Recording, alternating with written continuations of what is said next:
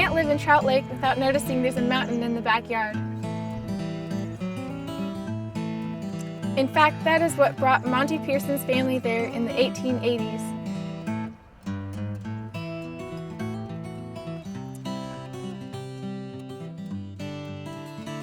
Few people live in a pristine mountain valley where snowmelt kisses the ground with its sweetness, and even fewer live in the house their grandfather built. But this is the life of the Pearson family. The Pearson family carries on the traditions and culture of those who have come before them. Winters in Trout Lake, Washington at the base of Mount Adams are severe. Snow can come as early as October and stay until April. But the climate was a big factor that drew the original homesteaders of the 19th century to this area. They discovered in the mountainside valley an echo of the Scandinavian villages where they grew up. Monte Pearson is a third-generation dairy farmer.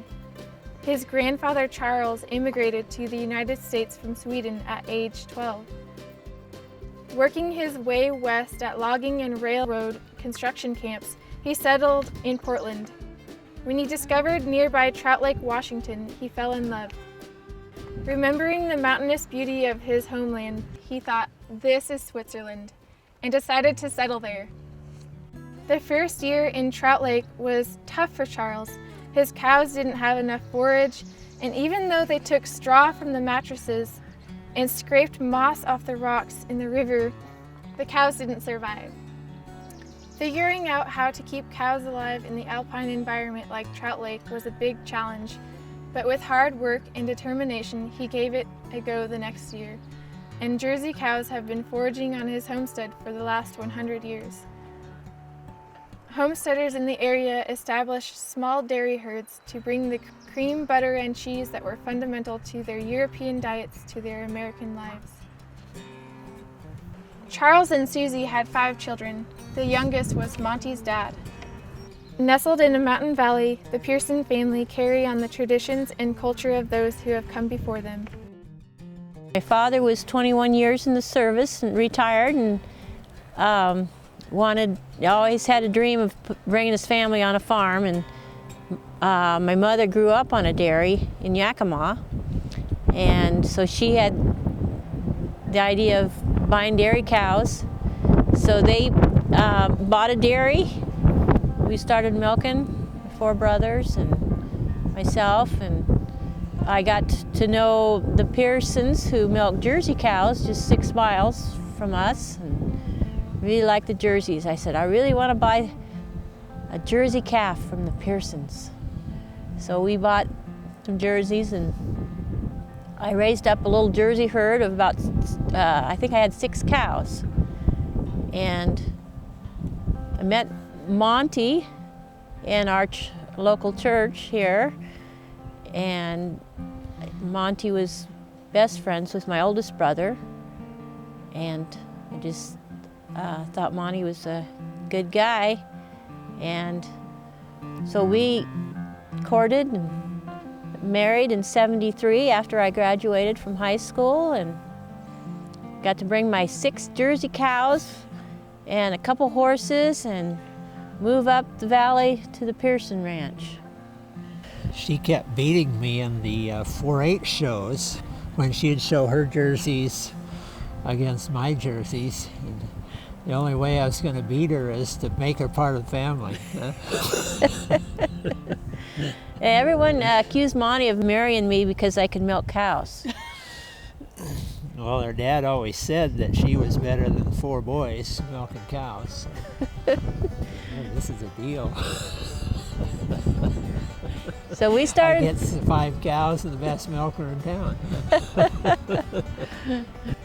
And then we were married in '73 and started farming together. Raised 4 children here on the farm. Well, those first few years we did everything together, didn't we? We did everything together.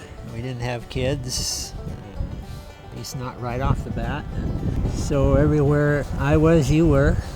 Ride tractor together, milk the cows together. And then we started adding kids. We just I just put a backpack on and started taking them with me. I milked cows with a baby on my back and drove tractor with a baby on my back. And our kids grew up farming and working with us, and it was a good way to raise kids. I think just growing up and seeing different ways of life and seeing how I grew up. I think, when you're growing up, chores are hard and they're not that fun. But as you see, I went away to the big city for a couple years, and I got to experience life there as I went to college, and my love for the country and the farm grew during that time, just because of being surrounded by people all the time and not being able to see the open fields. I missed that, and every chance I could, I would come home and I just feel at home when I get to the valley and see the green grass. That becomes part of you. They started feeding calves and milking cows when they got old enough, and started driving tractor when they were junior high age. Or before. Before. We'd set them on a tractor before they could reach the clutch. We see now, steer down this row right here. And then when we get to the corner, we'll jump on and we'll help you. Monte and I baled hay together for 30 years before our son decided to take over, and I would drive tractor with the baler and the wagon behind the baler, and Monte would get the bales as they come out of the baler and stack them. And so our kids would ride on the hay wagon. Kids would usually go to make little beds up in the top of the hay, and we'd bring them in sleeping, and they went with us wherever we went, and that's how we had the farm. And they all loved the farm, and they all have a good tale to tell, though. Oh, they do. One Sunday morning, it was about this cold, and I was out irrigating with Jesse, and he was probably 2 years old, and we were walking along the edge of the ditch, and all of a sudden I looked back, and he had jumped in, and I guess he didn't know what water was, or he thought he could walk on water or something. But I reached in and pulled him out and drug him home and shook him off. Growing up in that atmosphere, learning how to work, and then just working along with Dad as I got older, and the love of farming just grew, and working with animals and with the land. It just, that desire to work with the land just really grew in me.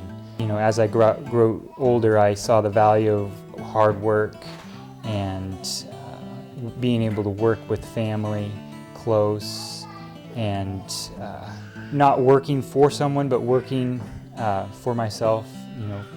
I think that being self-employed is valuable to me. And Travis always enjoyed working on cars and engines, so during the growing up years we had several bays of the shop here with old junker cars in it that we'd take apart and try to get going again.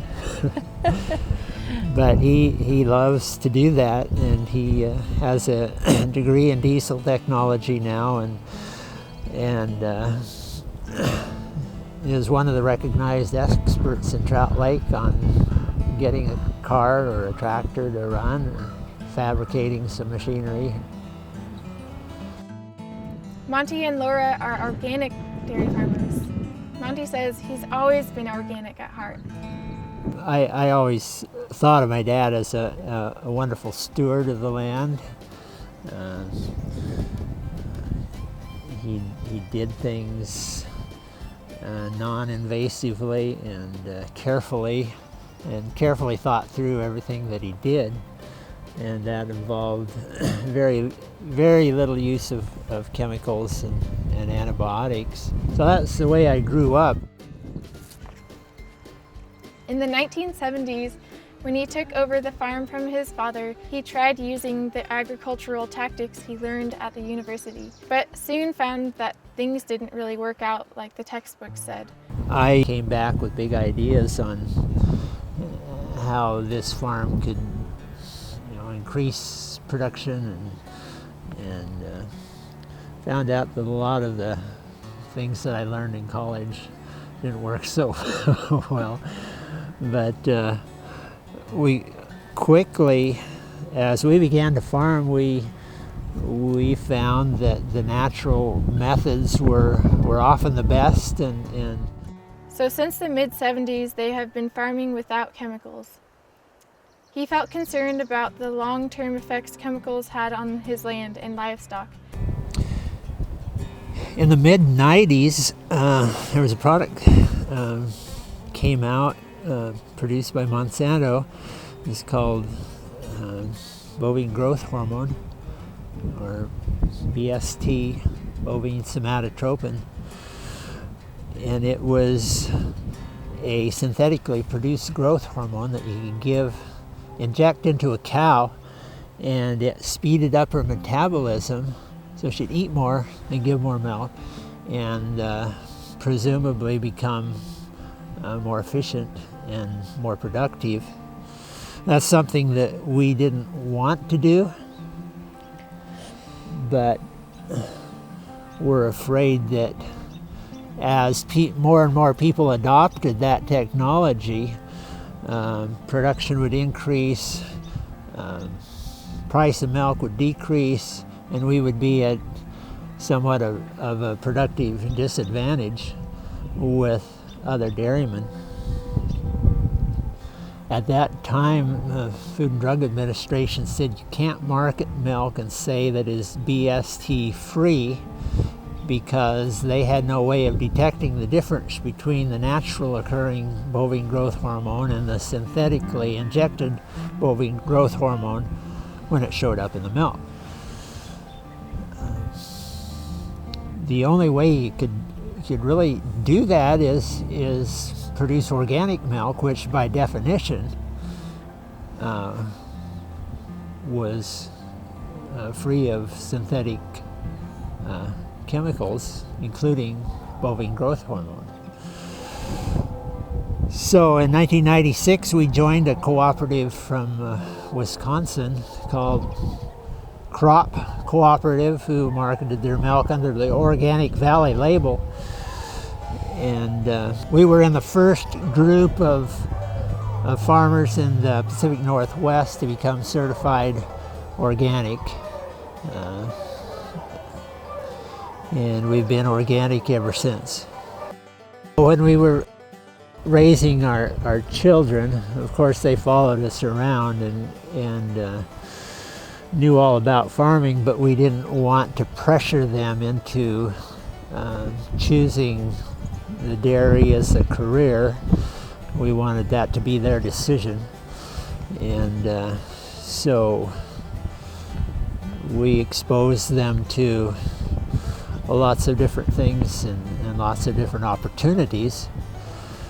But deep down inside, we hoped that at least one of the children would want to return to the farm. And so our youngest son, Travis, really decided that that's where he wanted to raise his family. And he's married now and has 5 children, and has been a part of the dairy here in a more of a partnership relationship for over 10 years. I think they say that you usually end up doing what your father did, and just growing up on the farm and working. I never really had a desire to do anything else but farm. There's always a deep respect for my dad as I grew up, because he was the hardest worker I knew, and he still outworks me.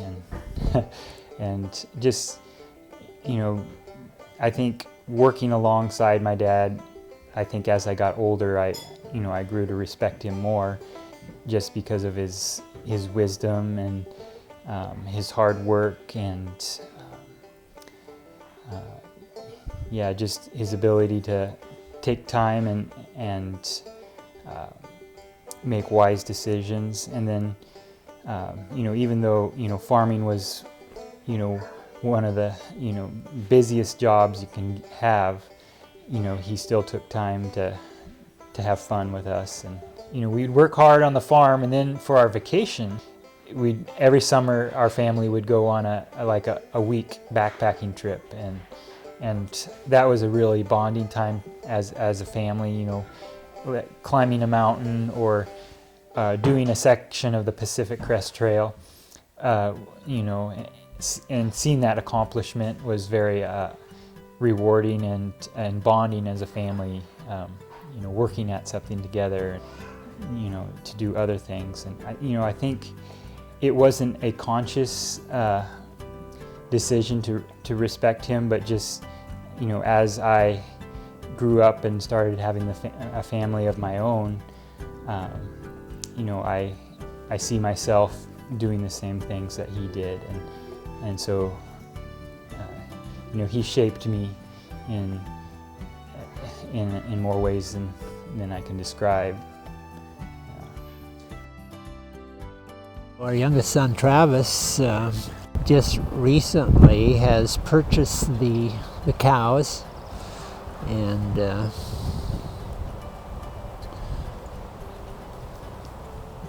starting his own traditions on a new dairy, which is adjacent to ours. Their son Travis and his wife Carissa carry on the same wholesome farming traditions a mile or so down the road.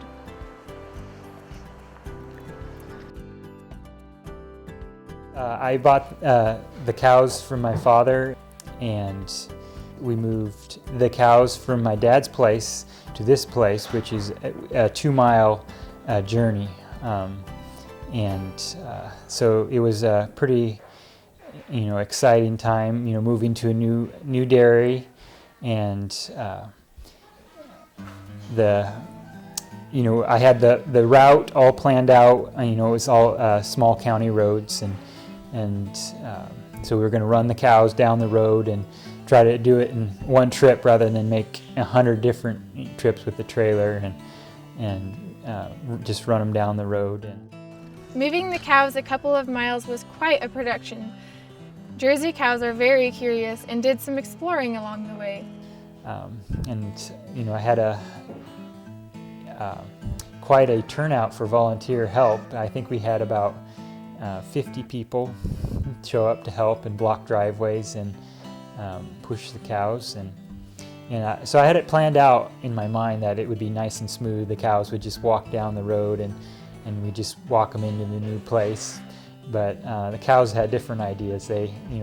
We have Jersey cows, and they're definitely curious. And so every place there was an opening along the road, one cow would start sniffing off the road, and then all the other ones would follow, and pretty soon all 200 cows would be in the neighbor's yard. And any kind of paint on the road, they were very hesitant about crossing. So I ended up running the whole way alongside the cows, trying to keep them on the road, and my brother kind of ran in front of them, and they kind of followed him. And we got to a couple places where it was a little hairy. There was a bridge in one place, and the cows didn't want to go onto the bridge, and there was a driveway right before the bridge, and so they all decided to go down the driveway. And so it was just my brother and I just trying to herd 200 cows, keep them on the path to the new place. But eventually got over here. It took us about 2 hours to get them 2 miles, and I was exhausted for 2 days. And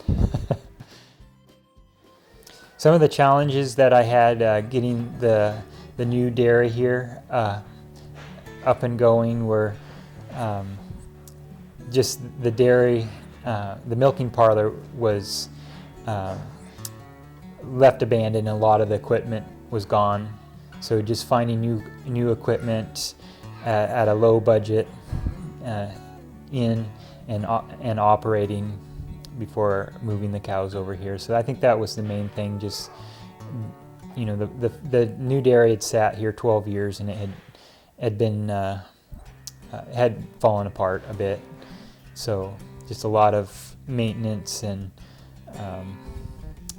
you know, upgrades and things like that to get it operating. When we got the cows over to the new place here, they adjusted fairly quickly. I think it took about a month for them to really settle in and feel comfortable, and I could see the milk production start to climb after that, just because they were relaxed and the stress of the move had subsided. You know, I think it took me longer to adjust than the cows. It took me about 3 months to adjust to a new procedure, and yeah. You have to care for the cows every day, weekends, holidays, every day. Before most city dwellers have had their first cup of coffee of the day, Monte and Travis have been up for hours. Donned with headlamps, they start their chores when most of us are still deep in sleep. Happy cow is high forage diet, low grain diet, and clean environment, room, a lot of room. You know, cows get stressed when they're in a overcrowded environment. Lots of pasture. Whenever there's pasture available, the cows are out eating the green grass, and I think that's where they're most comfortable, is when they're out in the natural environment, eating the green grass. So as much as, you know, right now we have snow on the ground, but here in a month they'll be out in the pasture eating grass, and that's where they're most happy, and that's when they're most healthy too. In wintertime, when snow covers the pastures, Monte and Travis feed the herd with hay and grains they grew on their land during the summer months. Cows get lots of exercise. They probably walk 2 miles to their pasture and back every day, so they get lots of exercise. And we are milking 200 cows right now, and we have 200 acres that we have divided up into 30 what they're called as paddocks, little fields that the cows will be put in. They're between 3 to 6 acres apiece, and they're put in there for 6 to 12 hours, and then they're rotated to another one. And so they're always in a fresh paddock, and they're always with new grass in it, and so they're always happy. You know, if you put them back in the same paddock after 12 hours, they're very unhappy. But if you rotate them to a new field where there's new green grass, they're always happy. And so every 12 hours they're rotated into a new paddock, and then in 30 days they'll be rotated back to the very first paddock again. And so it's a 30-day cycle through that 200 acres that we pasture on, and so it gives the grass and the soil time before the cows come back and are on it again. Jersey cows, they're very curious, and they'll come up to a fence and they'll push on it, and then pretty soon, before you know it, they're under the fence eating in another pasture, even though the grass they're in is better than the grass they want to get to. So they always think the grass is greener on the other side of the fence. I think we are here to bring God glory, and in all that we do, and we are stewards of the land and stewards of the animals, and we need to do the best we can to take care of them, and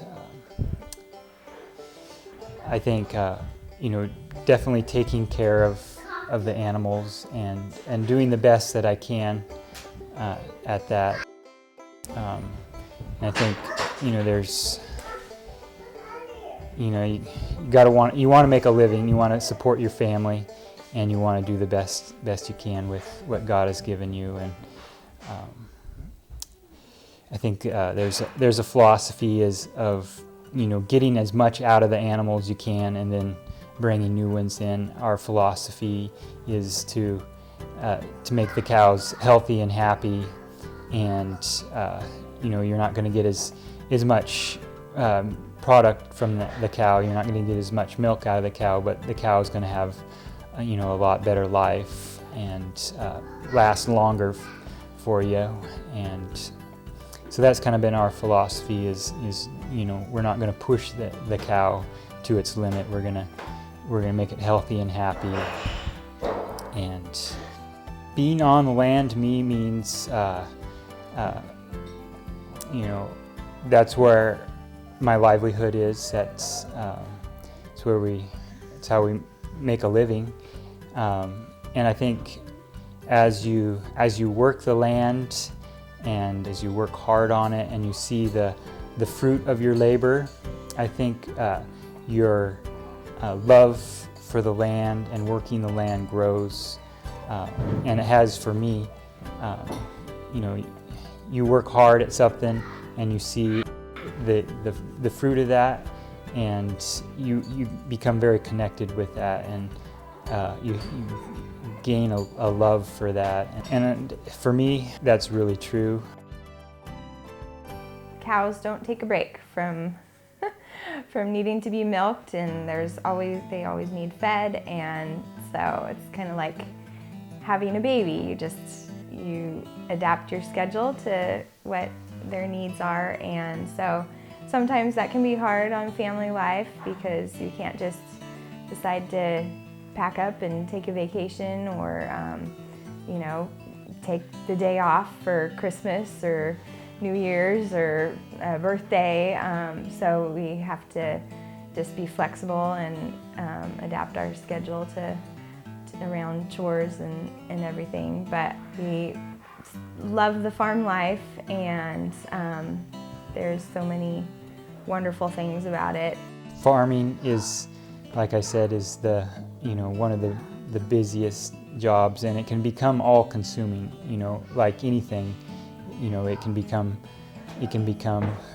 your main focus and where you put all your energy, and so you have to make a conscious choice to make family priority.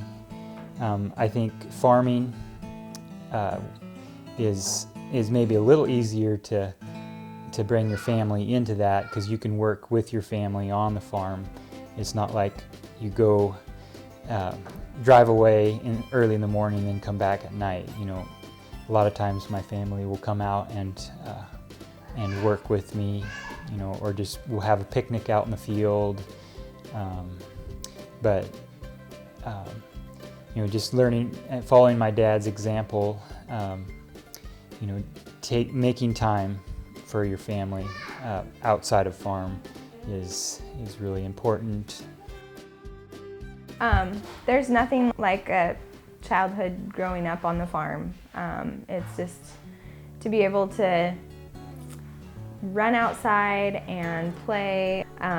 It's just a wonderful, active childhood, and being able to grow our own food, and just our kids being involved in that. In the summertime, we grow a big garden, and we send them out to hoe a row every day, and so they see what their work produces, and they get to enjoy the fruits of their labor. And I think with being self-employed and having the farm, it gives me flexibility.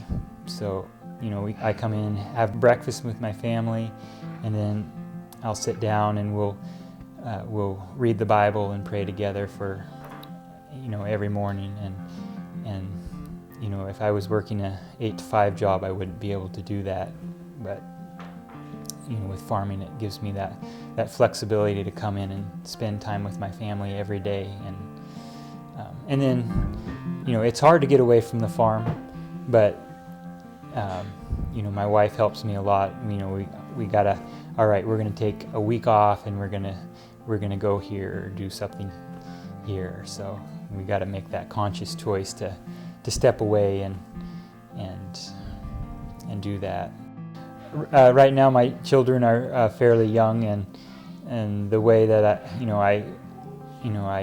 try to teach them the value of hard work is by example. I like to bring my kids with me, and they watch, and they help out where they can, and I think we like to go berry picking, and they all bring their bucket, and they have the line on the bucket where they have to fill the berries up to, and so they learn how to work in small ways like that right now as they're young, and as they get older, they'll have some responsibilities and to follow through on. And I think kids need to be able to learn responsibility. So giving them like a calf to feed every day is really important to teaching them how to have that responsibility. They can't just, oh, I don't want to feed it today.